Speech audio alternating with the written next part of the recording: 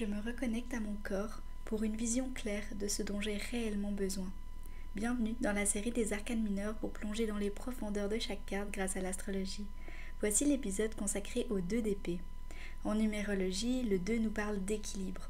On a le 1 plus le 1. Le 2, c'est aussi une sensibilité, le fait d'accueillir et de réceptionner. Ça peut être aussi l'accumulation. Ici, on est dans l'accumulation des pensées avec les épées. Avec le 2, on parle aussi de diplomatie, de demi-mesure. Le fait d'associer aussi, de combiner.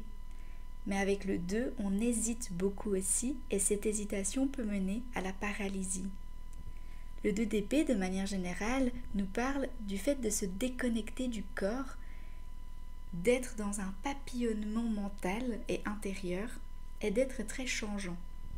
Avec le 2 d'épée, on voit littéralement ces 2 épées, ces 2 idées qui sont opposées, en contraste, comme 2 pensées qui se contredisent. On peut voir presque un ange et un démon sur chaque épaule qui nous fait hésiter. On a littéralement le cul entre 2 chaises. Notre esprit, il est brouillé. On a des pensées envahissantes, on commence à douter de soi, on part dans des « et si je faisais ça, et si c'était mieux comme ça, et s'il fallait… » Et en fait, finalement, on a envie de faire 1 milliard de choses sans jamais prendre action. Et souvent, on peut être envahi par des pensées limitantes, avec des idées préconçues amenées par la société ou notre éducation. Alors avec ce 2 d'épée, on va venir vraiment casser les codes, casser les limitations, parce qu'on va avoir tendance à s'isoler et à s'aveugler dans cette situation d'hésitation. On va venir se fermer au cœur aussi, parce qu'on est tellement coincé dans ces obsessions de pensée, dans ces dilemmes, qu'on va venir être complètement immobilisé par notre mental et incapable de faire un choix. On est complètement paralysé. Alors avec cette énergie de 2 d'épée, on vient vraiment apprendre à se reconnecter au cœur, à écouter quand le cœur et le corps vibrent.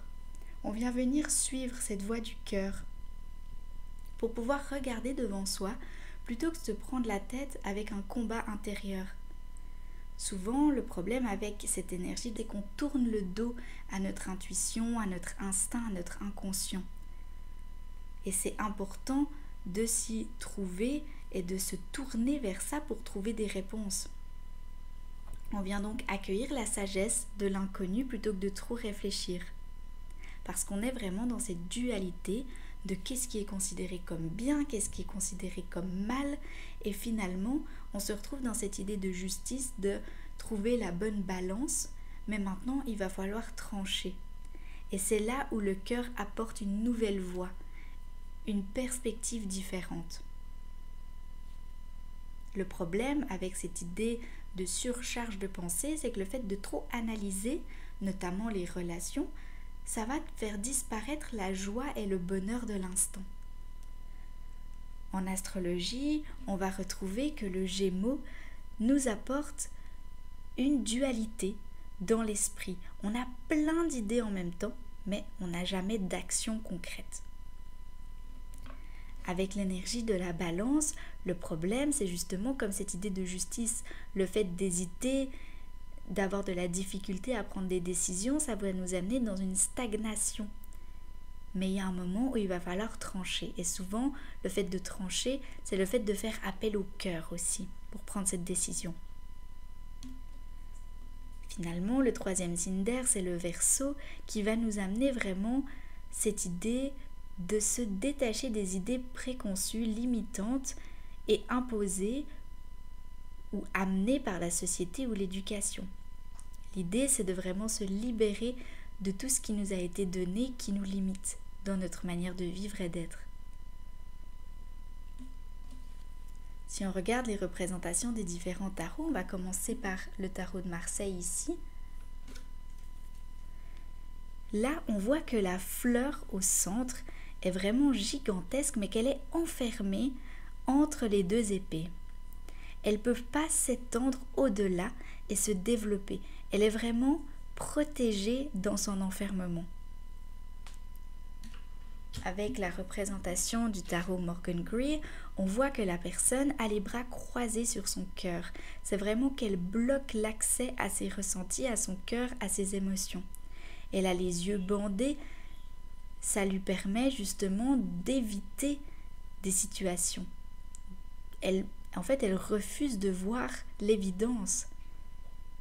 Et l'évidence, c'est de regarder droit devant elle plutôt que d'hésiter entre les deux épées.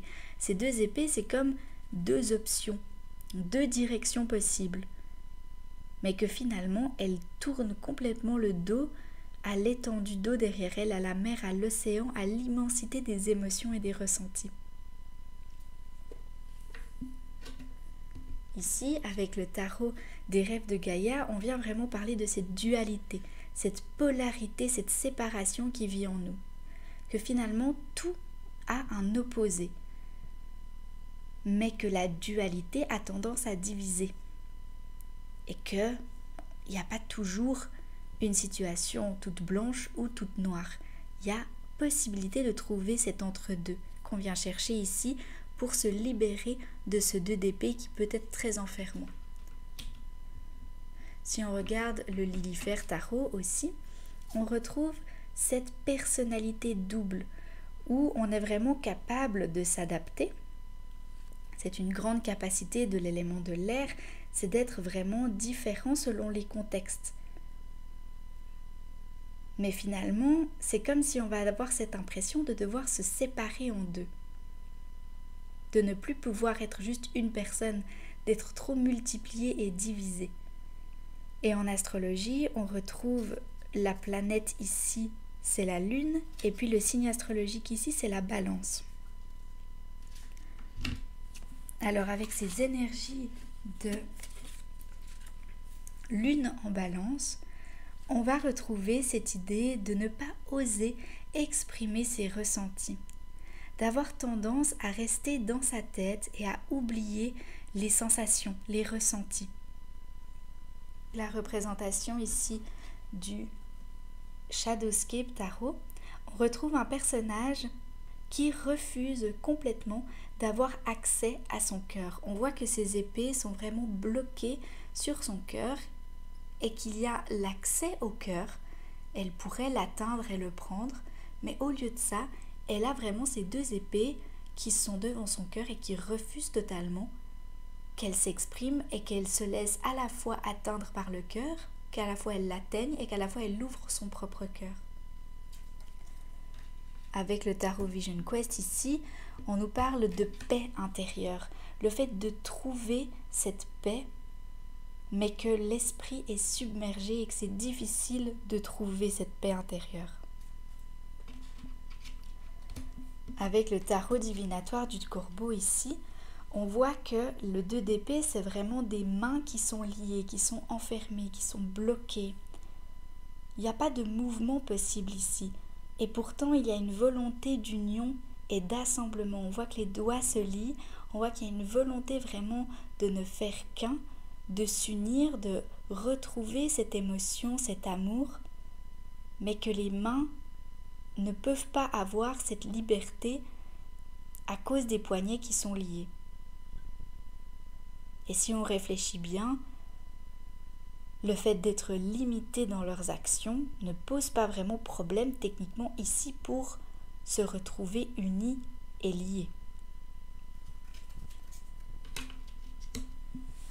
Si on reprend ici le Fortuna Tarot, on voit qu'il y a vraiment une nécessité de trouver un centre.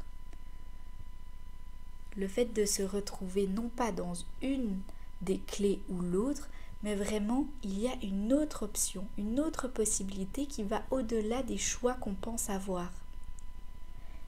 Et puis on retrouve ici la Lune en Balance qui nous rappelle aussi cette volonté de trouver un compromis, de faire plaisir à tout le monde.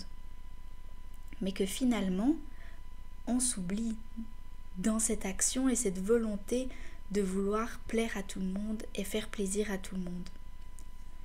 Si on regarde le tarot alchimique ici, on retrouve cette idée de combat parce qu'on retrouve les 2 épées, mais comme si finalement, cette fois-ci, c'était 2 personnes différentes qui tenaient les épées.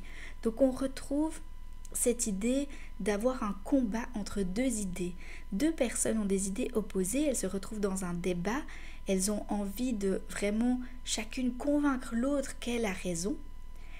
Mais il y a un centre, une union, une retrouvaille possible, seulement si on appelle la sagesse. Il y a une solution sage amenée par cette chouette au centre qui n'est pas dans les opposés. Il y a une troisième option que l'on n'imagine pas quand on est focalisé sur son idée, sur son opinion qu'on essaie de convaincre.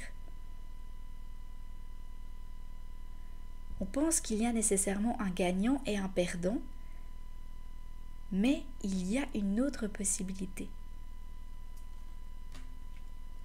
Dans le tarot Rider-Waite-Smith, on retrouve encore une fois tous les éléments qu'on a retrouvés précédemment avec les deux épées qui sont opposées. C'est vraiment des pensées inversées, des pensées qui s'opposent totalement. On a le cœur qui est complètement bloqué par les bras en croix, les yeux bandés, et l'étendue d'eau derrière elle, avec la lune aussi, qui ne sont pas du tout pris en compte. Dans le After Tarot, on voit qu'est-ce qui se passe après cette scène, et là on voit que deux personnages viennent pour se battre. Alors elle a probablement donné les épées à ces deux personnes, et puis finalement elles ont commencé à se battre et à s'opposer. Mais elle n'a toujours pas bougé, elle n'a toujours pas ouvert les yeux, elle est toujours dans cette immobilité, cette incapacité de prendre action pour elle-même. Et si on regarde le tarot de la nouvelle vision, on voit finalement qu'est-ce qui se passe devant elle, qu'est-ce qu'elle essaye d'éviter. Et devant elle, on voit premièrement l'ouverture vers le désert, vers les possibilités infinies, et on voit ce magnifique cheval blanc qui l'attend, qui la regarde, mais elle ne le voit pas. Elle est trop concentrée sur ses questionnements, sur ses pensées divergentes. Pourtant, le cheval, il est là et il l'attend. Il symbolise la liberté, la pureté de pensée. Et elle pourrait monter dessus et partir à la découverte des possibilités du désert. Mais non, elle ne le voit pas. Et dans le tarot du bon karma, là aussi, on voit qu'elle ne sait pas faire son choix. Elle a à la fois deux épées dans chacune des mains, mais aussi 4 chemins possibles techniquement. Elle a aussi un panneau de direction. Alors quel chemin elle va prendre? Quelle direction elle va prendre? Quel panneau est le bon? Comment savoir quelle direction est la bonne? Quelle pensée est correcte avec les épées, l'une ou l'autre? Où est-ce qu'elle va aller cette personne?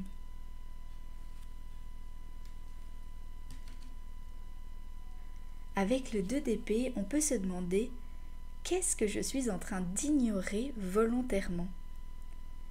Merci d'avoir regardé cette vidéo. N'hésitez pas à aller voir la description pour avoir les références des tarots utilisés dans la vidéo, ainsi que ma bibliographie. À bientôt!